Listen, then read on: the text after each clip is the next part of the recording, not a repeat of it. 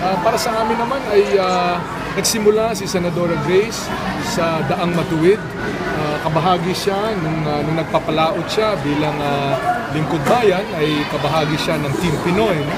So kung ano man ang kanyang pagpasya at desisyon na i-anunsyo bukas, ay rerespetuhin natin. Kung ayaw na niya sa Daang Matuwid, ay nasa sa kanya naman po yun. Kami pinaglalaban po natin yung Daang Matuwid na siyang sinimulan ni Pangulong Pinoy at siyang itataguyod nating lang.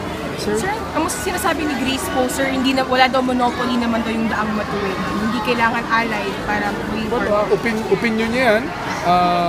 Nagsimula ang kanyang pagiging lingkod bayan nung siya'y pinili ng ating Pangulong Pinoy, na maging kabahagi ng Daang Matuwid nang siya ay itinilagang MTRCB. No?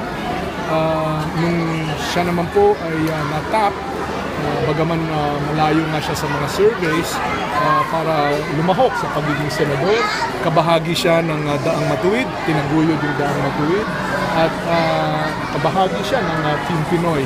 So, magmula noon hanggang sa ngayon ay malinaw naman kung ano yung pinaglalaban natin, kung ano ang pundasyon na tinatayuan ng ating pamamahala, at yan naman din lang po ang aming sinusulong at itutuloy.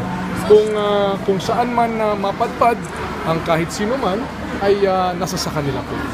So she cannot claim to be trending Daang Matuwid if she decides separate from Well, ang ama ng Daang Matuwid ay so, di ba parang malinaw naman yun. So, si Pinoy ang siyang nagsulong, nagsimula ng Daang Matuwid. Dito nakatayo si Pinoy sa kanyang programa. At yan naman po ang ating itutuloy. Sir, you've been courting her for the last few weeks to be a running mate. Pero ngayon nga, she seems like she's decided on basically being your opponent, sir, for 2016. Para how do you view Grace as an opponent, sir, for 2016? Well, there'll be time for us to respond to whatever the announcements are tomorrow, the day after. So, antayin na lang natin.